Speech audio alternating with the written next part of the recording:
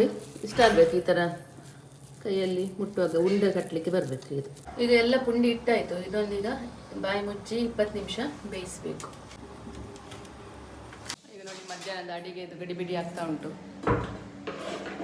ಇಲ್ಲಿ ನಾನು ಈಗ ಇದು ಚಿಕನ್ ಸ್ವಲ್ಪ ಬೇಗ ಬೇಯಲಿ ಅಂತ ನಾನು ಒಂದು ಕೆರಟೆ ಹಾಕ್ತೀನಿ. ಇದು ನೋಡಿ ಸೌಟ್ ನೋಡಿ ಇಷ್ಟೊಂದು ಅಡಿಗೆ ಭಟ್ರ ಸೌಟು. ನನ್ನ ತಲೆಗೆ ಅದು ಹೊಡೆದ್ರೆ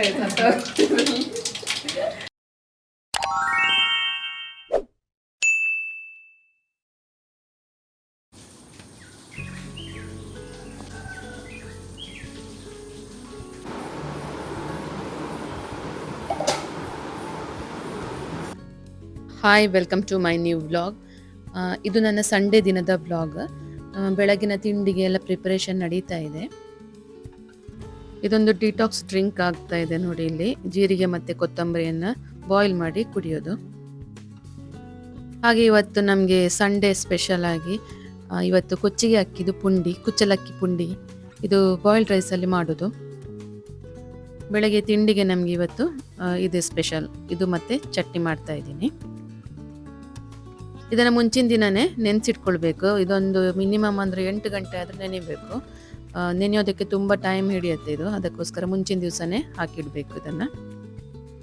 ಇವಾಗ ಇದನ್ನು ಮಾಡೋದು ಹೇಗೆ ಅಂತ ತೋರಿಸ್ತೀನಿ, ಬನ್ನಿ. ಕುಚ್ಚಲಕ್ಕಿ ಪುಂಡಿಗೆ ಇದಕ್ಕೆ ಹಾಕ್ತಾ ಇದ್ದಾರೆ ಮಿಕ್ಸಿಗೆ. ಫಸ್ಟ್ ಅಕ್ಕಿ ತೊಳೆದು ಹಾಕಿ ಮುಂಚಿನ ದಿವಸ ನೆನೆಸಿಡ್ಬೇಕು. ಇದು ಸರಿ ನೆನೆಬೇಕಿದು. ಮತ್ತು ಈಗ ಮಿಕ್ಸಿಗೆ ಹಾಕಿ ಸ್ವಲ್ಪ ತೆಂಗಿನಕಾಯಿ, ಇದಕ್ಕೆ ತೆಂಗಿನಕಾಯಿ ಹಾಕದಿದ್ದರೂ ಆಗ್ತದೆ, ಹಾಕಿದರೆ ಸ್ವಲ್ಪ ಟೇಸ್ಟ್ ಆಗ್ತದೆ. ಹಾಕದಿದ್ದರೂ ಈ ಪುಂಡಿ ತುಂಬ ಸಾಫ್ಟಾಗಿ ಬರ್ತದೆ. ಇದಕ್ಕೆ ಸ್ವಲ್ಪ ಉಪ್ಪು ಮತ್ತು ನೀರು ಹಾಕಿ ಇದನ್ನು ಫುಲ್ ನೈಸ್ ಕಡಿಬಾರ್ದು, ಸ್ವಲ್ಪ ಜರಿ ಜರಿ ಕಡಿಬೇಕು. ತುಂಬ ನೈಸ್ ಆದರೆ ಪುಂಡಿ ಗಟ್ಟಿ ಆಗ್ತದೆ. ರವ ರವ ಕಡಿಬೇಕು.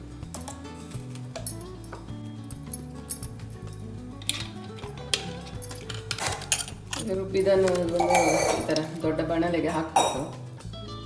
ಇಷ್ಟು ಜರಿ ಸಾಕು ಅಲ್ಲ, ಜಾಸ್ತಿ ನೈಸ್ ಆಗಬಾರ್ದು. ಈಗ 2ನೇ ಸತಿ ಹಾಕ್ತಾ ಇದ್ದಾರೆ. ಪೂರ ರುಬ್ಬಿ ಮತ್ತು ಇದಕ್ಕೆ ಹಾಕಿ ಮತ್ತು ಇದನ್ನು ಗ್ಯಾಸಲ್ಲಿ ಇಟ್ಟು ಸ್ವಲ್ಪ ಬಿಸಿ ಮಾಡಲಿಕ್ಕೆ ಉಂಟು, ತೋರಿಸ್ತೇನೆ. ಈಗ ಎಲ್ಲ ಸಹ ರುಬ್ಬಿ ಆಯಿತು. ಈಗ ಇದನ್ನು ಗ್ಯಾಸಿಗೆ ಇಡಬೇಕು. ನೋಡಿ ಈ ಥರ ಇಷ್ಟು ಗಟ್ಟಿ ಇರಬೇಕು. ಈಗ ಬಿಸಿ ಮಾಡುವಾಗ ಮತ್ತೆ ಗಟ್ಟಿ ಆಗ್ತದೆ. ನಮಗೆ ಪುಂಡಿ ಕಟ್ಟಲಿಕ್ಕೆ ಬರಬೇಕು. ಇದನ್ನು ಇನ್ನೊಂದು ರೀತಿ ಮಾಡ್ಬೋದು, ಸೆಕೆಯಲ್ಲಿ ಇಟ್ಟು ಸೆಕೆ ಬರೆಸಿ ಪುಂಡಿ ಕಟ್ಟಲಿಕ್ಕೆ ಆಗ್ತದೆ. ಇದು ನೋಡಿ ಇಷ್ಟ ಆಗಬೇಕು, ಈ ಥರ ಕೈಯಲ್ಲಿ ಮುಟ್ಟುವಾಗ ಉಂಡೆ ಕಟ್ಟಲಿಕ್ಕೆ ಬರಬೇಕು. ಇದು ಪುಂಡಿ ಕಟ್ಟಲಿಕ್ಕೆ ಹೀಗೆ ಹೀಗೆ ಪುಂಡಿ ಕಟ್ಟೋದು. ಒಂದೊಂದೇ ಕಟ್ಟಿ ಮತ್ತು ಪುನಃ ಬೇಯಿಸಿ ಪುಂಡಿ. ರಾಗಿ ಮುದ್ದೆ ಇರಬೇಕು. ಹಾಂ, ರಾಗಿ ಮುದ್ದೆ ಥರ ಅಲ್ಲ, ರಾಗಿ ಮುದ್ದೆ ಬೇರೆ. ಈ ಕೆಂಪು ಚಟ್ನಿ ಹೇಗೆ ಮಾಡೋದು ಅಂತ ತೋರಿಸ್ತೇನೆ. ಮೊದಲಿಗೆ ನಾನು 2 ಕೆಂಪು ಮೆಣಸು ತಗೊಂಡಿದ್ದೇನೆ. ಇದನ್ನು ಇವಾಗ ಗ್ಯಾಸಲ್ಲಿ ಸುಡಬೇಕು. ಸ್ವಲ್ಪ ಸುಡಬೇಕು. ಈಗ ನೋಡಿ ಸುಟ್ಟು ಇದು ರೆಡಿಯಾಗಿದೆ. ಇದನ್ನೀಗ ಇದಕ್ಕೆ ಹಾಕ್ತೇನೆ. ಮತ್ತು ಇಲ್ಲಿ ನಾನು 2 ಹಸಿಮೆಣಸು ತಗೊಂಡಿದ್ದೇನೆ, ಸ್ವಲ್ಪ ಉಪ್ಪು, ಸ್ವಲ್ಪ ಹುಳಿ, ಒಂದು 3 ಬೆಳ್ಳುಳ್ಳಿ ಎಸ್ಲು ಮತ್ತು ಸ್ವಲ್ಪ ಶುಂಠಿ. ಈಗ ಇದನ್ನು ಇದಕ್ಕೆ ಹಾಕಿ ರುಬ್ಬಬೇಕು. ನಾನಿಲ್ಲಿ 1 ಗಡಿಯಷ್ಟು ತೆಂಗಿನಕಾಯಿ ಹಾಕಿದ್ದೇನೆ. ಇದಕ್ಕೆ ಈ ಕುಚ್ಚಲಕ್ಕಿ ಪುಂಡಿಗೆ ಸ್ವಲ್ಪ ಚಟ್ನಿ ಜಾಸ್ತಿ ಬೇಕಾಗ್ತದೆ, ಅದಕ್ಕೆ ಸ್ವಲ್ಪ ಜಾಸ್ತಿ ಮಾಡಿ ಇದಕ್ಕೆ ನೀರು ಹಾಕಿ ಇದನ್ನು ರುಬ್ಬಬೇಕು. ಪುಂಡಿ ಎಲ್ಲ ಮಾಡಿ ಈಗ ರೆಡಿಯಾಗಿದೆ. ಇದನ್ನು ಇವಾಗ ಇದರಲ್ಲಿ ಬೇಯಿಸುವ. ಹಬೆಯಲ್ಲಿ ಇಡ್ಲಿ ಪಾತ್ರೆಯಲ್ಲಿ ಇಟ್ಟು ಬೇಯಿಸುವುದು.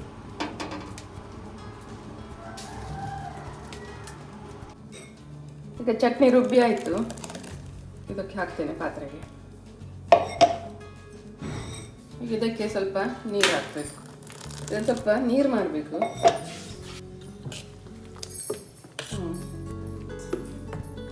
ಇಷ್ಟು ಸಾಕು ನೋಡಿ, ಇಷ್ಟು ನೀರು ಹಾಕಬೇಕು ಚಟ್ನಿ. ಅದಕ್ಕೀಗ ಒಂದು ಒಗ್ಗರಣೆ ಹಾಕುವ. ಇದೆಲ್ಲ ಪುಂಡಿ ಇಟ್ಟಾಯಿತು. ಇದೊಂದೀಗ ಬಾಯಿ ಮುಚ್ಚಿ 20 ನಿಮಿಷ ಬೇಯಿಸಬೇಕು. ಸರಿ ಸ್ವಲ್ಪ ಇದು ಮಾಡಬೇಕು, ಬೆಂಕಿ ಸರಿ ಉರಿದ್ರೆ ಬೇಗ ಬೇಯ್ತು.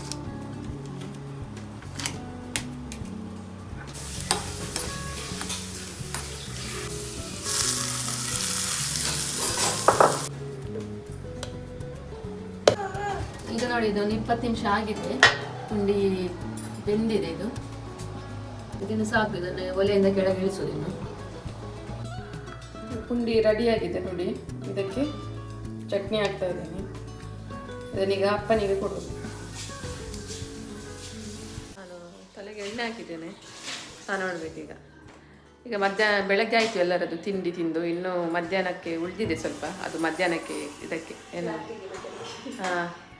ಮಧ್ಯಾಹ್ನ ನಾವು ಊರ್ಕೋಳಿದು ಚಿಕನ್ ಸಾರು ಮಾಡ್ತಾ ಇದ್ದೇವೆ. ನಾಟಿ ಕೋಳಿ ಸಾರು ಹಾಗೆ ಮಾಡಿದ್ವಿ ಇವತ್ತು. ಅದು ಕೊಚ್ಚಿಗೆ ಪುಂಡಿಯನ್ನು. ಬೆಳಗ್ಗೆದೆಲ್ಲ ಒಂದ್ಸಲ ಅದು ಮುಗೀತು ತಿಂಡಿ ಎಲ್ಲ ತಿಂದು. ಈಗ ಮಧ್ಯಾಹ್ನಕ್ಕೆ ಅಡಿಗೆಗೆ ರೆಡಿ ಮಾಡಬೇಕು. ಎಲ್ಲ ತೊಳೆದೆಲ್ಲ ಕ್ಲೀನಾಗಿದೆ. ಇನ್ನು ಮಧ್ಯಾಹ್ನಕ್ಕೆ ಎಂತ ಅಂತ ನೋಡಬೇಕು. ಕಾಯಿ ಇಟ್ಟಿದ್ದಾರೆ. ಆಯ್ತಾ ಕಾಯಿ ಆಗ್ತಾರಂತು. ಈಗ ನೋಡಿ ಮಧ್ಯಾಹ್ನದ ಅಡಿಗೆದು ಗಡಿಬಿಡಿ ಆಗ್ತಾ ಉಂಟು. ಇಲ್ಲಿ ನಾನು ಗೀ ರೈಸ್ ಮತ್ತು ಎಗ್ ಮಸಾಲೆಗೆ ರೆಡಿ ಮಾಡಿದ್ದೇನೆ. ಇಲ್ಲಿ ನಮ್ಮ ಅತ್ತಿಗೆ ಇದು ಮಾಡ್ತಾ ಇದ್ದಾರೆ, ಎಂತ ಮೀನು ಸಾರಿಗೆ. ಇದು ಚಿಕನಿಗೆ ಮತ್ತೆ ಹಾಕಲಿಕ್ಕೆ ಮಸಾಲೆ. ಈಗ ಗೀ ರೈಸ್ ರೆಡಿಯಾಗಿದೆ. ಎಗ್ ಮಸಾಲ ಕೂಡ ರೆಡಿ ಆಗ್ತಾ ಉಂಟು. ಈಗ ನೆಕ್ಸ್ಟ್ ಚಿಕನ್ ಸಾಂಬಾರು ಹಾಕಬೇಕು, ಚಿಕನ್ ಸಾರು. ಅಬ್ಬಾ ಸಾಕಾಯ್ತು.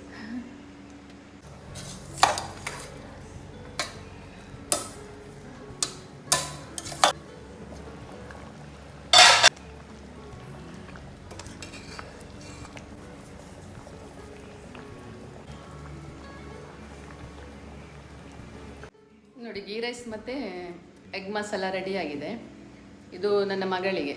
ಅವಳು ಚಿಕನ್ ತಿನ್ನೋದಿಲ್ಲ. ಅದಕ್ಕೆ ಅವಳಿಗೆ ನಮಗೇನಾದರೂ ನಾವು ಸ್ಪೆಷಲ್ ಮಾಡಿದರೆ, ಚಿಕನ್ ಎಲ್ಲ ಮಾಡಿದರೆ ಅವಳು ನನಗೆಂತ ಇಲ್ವಾ ಅಂತ ಕೇಳ್ತಾಳೆ. ಅದಕ್ಕೆ ಅವಳಿಗೋಸ್ಕರ ಸಂಡೇ ಒಂದು ಸ್ಪೆಷಲ್ ಮಾಡೋದು. ಬಾಕಿ ದಿನ ನಮಗೆ ಮಾಡಿ ಎಲ್ಲರಿಗೂ ಒಂದೇ. ಸಂಡೇ ಒಂದು ಏನಾದರೂ ಸ್ಪೆಷಲ್ ಮಾಡ್ತೇನೆ. ಇವಾಗ ಇದಾಗಿದೆ. ಇನ್ನು ನೆಕ್ಸ್ಟ್ ನಮಗೆ ಇದು ಚಿಕನ್ ಸಾರು ರೆಡಿ ಮಾಡಬೇಕು. ಈಗ ಇದು ಚಿಕನ್ ಸಾರು ಮಾಡುವ. ಇದು ನಾಟಿ ಕೋಳಿ, ಅಂದರೆ ಊರಿದ್ದು ಕೋಳಿ. ಇದೊಂದು 2 kg ಅಷ್ಟು ಉಂಟು. ಈಗ ಇದಕ್ಕೆ ಮಸಾಲೆ ಹಾಕೋದು ಹೇಗೆ ಅಂತ ತೋರಿಸ್ತೇನೆ.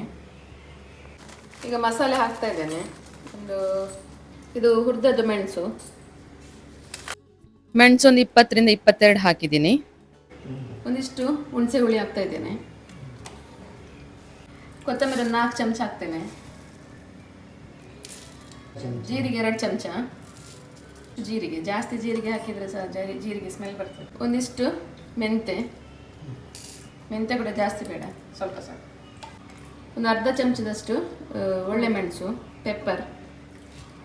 ಇದೆಲ್ಲ ಹುರಿದದ್ದು ಸಾಮಾನು. ಒಂದು ಇಡೀ ನೀರುಳ್ಳಿ ಮತ್ತು ಒಂದು ಸಣ್ಣ ಗೆಡ್ಡೆ ಬೆಳ್ಳುಳ್ಳಿ. ಇಲ್ಲಿ ಒಂದು ಇಡೀ ಕಾಯಿ ಉಂಟು ತುರಿದದ್ದು. ಇದನ್ನೀಗ ಇದಕ್ಕೆ ಹಾಕ್ತೇನೆ. ಫ್ರೈ ಮಾಡಬೇಕು ಸ್ವಲ್ಪ. ಇದಕ್ಕೊಂದು ಅರ್ಧ ಚಮಚ ಅರಿಶಿನ ಹಾಕ್ತೇನೆ. ಈಗ ಇದನ್ನು ಚೆಂದ ಹುರಿಬೇಕು, ಪರಿಮಳ ಬರಬೇಕು ತೆಂಗಿನಕಾಯಿ. ಈಗ ಇದು ನೋಡಿ ಫ್ರೈ ಆಯಿತು, ಒಳ್ಳೆ ಪರಿಮಳ ಬರ್ತಾ ಉಂಟು ತೆಂಗಿನಕಾಯಿ. ಈ ಹುರಿದ ಇದು ನಾವು ಹಾಕಿಟ್ಟಿದ್ದೇವಲ್ಲ ಸಾಮಾನೆಲ್ಲ, ಇದಕ್ಕೆ ಸೇರಿಸುವ ಒಟ್ಟಿಗೆ. ಇದು ಊರುಕೋಳಿ ಆದ್ರಿಂದ ಇದಕ್ಕೆ ಗರಂ ಮಸಾಲೆ ಹಾಕುದಿಲ್ಲ, ಹಾಗೇನೆ ಮಾಡೋದು. ಗರಂ ಮಸಾಲೆ ಹಾಕಿದ್ರೆ ಅದರದ್ದೇ ಘಾಟ ಹೊಡಿತದೆ ಗರಂ ಮಸಾಲೆ. ಇದೀಗ ಗ್ಯಾಸ್ ಆಫ್ ಮಾಡಿ ಸ್ವಲ್ಪ ತಣ್ಣಗಾದ ನಂತರ ಇದನ್ನು ರುಬ್ಕೊಳ್ಬೇಕು. ಈಗ ಚಿಕನ್ ಸಾರಿಗೆ ರೆಡಿ ಮಾಡುವ. ಒಲೆಯಲ್ಲಿ ಮಾಡ್ತಾ ಇದ್ದೇನೆ. ಇದಕ್ಕೀಗ ಎಣ್ಣೆ ಹಾಕಬೇಕು. ತೆಂಗಿನ ಎಣ್ಣೆ ಹಾಕ್ತಾ ಇದ್ದೇನೆ. ಇದು 3-4 ಸ್ಪೂನಷ್ಟು ಎಣ್ಣೆ, 2 ಚಮಚದಷ್ಟು ತುಪ್ಪ. ಈಗ ಸಾಸಿವೆ ಹಾಕ್ತೇನೆ. ಸಾರಿಗೆ ರೆಡಿ ಆಗ್ತಾ ಉಂಟು. ಇದು ನೋಡಿ ಸೌಟ್ ನೋಡಿ ಎಷ್ಟು ದೊಡ್ಡದುಂಟು, ಅಡಿಗೆ ಭಟ್ರ ಸೌಟು. ಒಂದು ತಲೆಗೆ ಅದು ಹೊಡೆದ್ರೆ ಮಾಡ್ಲಿಕ್ಕೆ ಒಳ್ಳೆ ಆಗ್ತದೆ. ಒಗ್ಗರಣೆ ಬಿಟ್ಟಿದ್ದೇನೆ. ಇದನ್ನು ನಾರ್ಮಲ್ ಈಗ ಇಲ್ಲಿ ಸಾಸಿವೆ ಸಿಡಿತಾ ಉಂಟಲ್ಲ, ನೆಕ್ಸ್ಟ್ ಇದಕ್ಕೆ ಬೆಳ್ಳುಳ್ಳಿ ಹಾಕ್ತೇನೆ ಜಜ್ಜಿಟ್ಟದ್ದು. ಈಗ ಇದಕ್ಕೆ ಸ್ವಲ್ಪ ಜಜ್ಜಿದಂಥ ಶುಂಠಿ, ಇದರಲ್ಲಿ 2 ಕಟ್ ಮಾಡಿದಂಥ ನೀರುಳ್ಳಿ ನೋಡಿ, ಈ ಥರ ಕಟ್ ಮಾಡಿದ್ದೇನೆ ಸ್ವಲ್ಪ ಉದ್ದಕ್ಕೆ ಹಾಕ್ತಾ ಇದ್ದೇನೆ. ಇಲ್ಲಿ ನೀರುಳ್ಳಿ ಸ್ವಲ್ಪ ಚೆನ್ನಾಗಿ ಕಾಯಬೇಕು. ಈಗ ನೀರುಳ್ಳಿ ಕಾದಿದೆ ಸ್ವಲ್ಪ. ಈಗ ಇದಕ್ಕೆ ನಾನು ಕರಿಬೇವು ಸೊಪ್ಪು ಹಾಕಬೇಕು. ಈಗ ಇದಕ್ಕೆ ಚಿಕನ್ ಹಾಕೊಳ್ತಾ ಇದ್ದೇನೆ. ಇವಾಗ ಇಲ್ಲಿ 1/4 ಚಮಚ ಆಗುವಷ್ಟು ಅರಿಶಿನ ಹಾಗೆ ರುಚಿಗೆ ತಕ್ಕಷ್ಟು ಉಪ್ಪು ಹಾಕೊಳ್ಬೇಕು. ಇದೀಗ ನೋಡಿ ಚಿಕನಿಗೆ ಮಸಾಲೆ ರುಬ್ಬಿ ಆಯಿತು. ಈಗ ಸ್ವಲ್ಪ ಮಸಾಲೆ ಅದಕ್ಕೆ ಹಾಕಬೇಕು ಬೇಯುವಾಗ.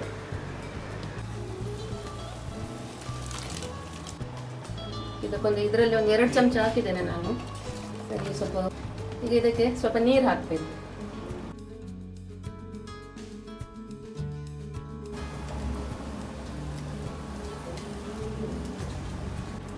ಈಗ ಇದು ಚಿಕನ್ ಸ್ವಲ್ಪ ಬೇಗ ಬೇಯಲಿ ಅಂತ ನಾನು ಒಂದು ಗೆರಟೆ ಹಾಕ್ತೇನೆ. ಈಗ ಇದು ಬೆಂದಿದೆ ಚಿಕನ್, ಅದಕ್ಕೀಗ ಮಸಾಲೆ ಉಳಿದದೆಲ್ಲ ಹಾಕ್ತೀನಿ. ಈಗ ಇದಕ್ಕೆ 1 ಕಾಯಿದು ತೆಂಗಿನಕಾಯಿ ಹಾಲು ತೆಗೆದಿಟ್ಟಿದೆ, ಇದನ್ನು ಕೂಡ ಹಾಕ್ತಾರೆ ಇದಕ್ಕೆ. ಒಳ್ಳೆ ರುಚಿ ಬರ್ತದೆ ಅದಕ್ಕೆ ತೆಂಗಿನಕಾಯಿ ಹಾಲು. ಇದೀಗ ಸರಿ ಕುದಿಬೇಕು, ಉಪ್ಪೆಲ್ಲ ನೋಡಿ ಕರೆಕ್ಟ್ ಉಂಟು ಅಂತ ಬಾಯಿ ಮುಚ್ಚಿ ಸರಿ ಬೆಂಕಿ ಮಾಡಿದರೆ ಸರಿ ಬೇಯ್ತದೆ. ಈಗ ನೋಡಿ ಇದು ಚಿಕನ್ ಸಾರು ಬೆಂದಾಗಿದೆ. ಫೈನಲಿ ಮಧ್ಯಾಹ್ನದ ಊಟ ಮುಗೀತು. ಊಟ ಎಲ್ಲರದು ಆಯಿತು. ಈಗ ಊಟ ಆಗಿ ಸುಮ್ಮನೆ ಕೂತದ್ದು. ಹಾಗೆ ನಾನು ಈ ವಿಡಿಯೋವನ್ನು ಇಲ್ಲೇ ಎಂಡ್ ಮಾಡ್ತೀನಿ. ತುಂಬ ಲಾಂಗ್ ಆಯಿತು ಅಂತ ಅನ್ನಿಸ್ತದೆ. ನಿಮಗೆ ಈ ವಿಡಿಯೋ ಇಂಟ್ರೆಸ್ಟಿಂಗ್ ಅಂತ ಅನ್ನಿಸಿದರೆ ಒಂದು ಲೈಕ್ ಕೊಡಿ, ಹಾಗೆ ವಿಡಿಯೋನ ಶೇರ್ ಮಾಡಿ. ಹಾಗೆ ಇನ್ನಷ್ಟು ಹೊಸ ಹೊಸ ಇಂಟ್ರೆಸ್ಟಿಂಗ್ ರೆಸಿಪೀಸ್ ಹಾಗೆ ಇಂಟ್ರೆಸ್ಟಿಂಗ್ ವೀಡಿಯೋಸ್ ನನ್ನ ಚಾನಲಲ್ಲಿ ಬರುತ್ತೆ. ಅದಕ್ಕೋಸ್ಕರ ನೀವು ನನ್ನ ಚಾನಲನ್ನು ಸಬ್ಸ್ಕ್ರೈಬ್ ಮಾಡಿಕೊಳ್ಳಿ. ಮೊದಲು ಸಬ್ಸ್ಕ್ರೈಬ್ ಮಾಡಿಕೊಂಡ್ರೆ ನಿಮಗೆ ನಾನು ಹಾಕುವಂಥ ಎಲ್ಲ ವೀಡಿಯೋಸು ಸಿಗುತ್ತೆ. ಹಾಗೆ ಸಬ್ಸ್ಕ್ರೈಬ್ ಮಾಡಿಕೊಂಡು ಅದರ ಸೈಡಲ್ಲಿರುವಂತಹ ಬೆಲ್ ಐಕನ್ ಕೂಡ ಕ್ಲಿಕ್ ಮಾಡಿ. ಬೆಲ್ ಐಕನ್ ಕ್ಲಿಕ್ ಮಾಡೋದ್ರಿಂದ ನಾನು ಹಾಕುವಂಥ ವೀಡಿಯೋ ನೋಟಿಫಿಕೇಷನ್ ನಿಮಗೆ ತಕ್ಷಣ ಬರುತ್ತೆ. ಹಾಗೆ ಈ ವಿಡಿಯೋವನ್ನು ನೋಡಿದ್ದಕ್ಕಾಗಿ ಎಲ್ಲರಿಗೂ ಥ್ಯಾಂಕ್ ಯು. ಹಾಗೆ ಇನ್ನೊಂದು ಹೊಸ ರೆಸಿಪಿ ಹಾಗೆ ಹೊಸ ವೀಡಿಯೋದೊಂದಿಗೆ ಮತ್ತೆ ಬರ್ತೀನಿ. Thank you for watching.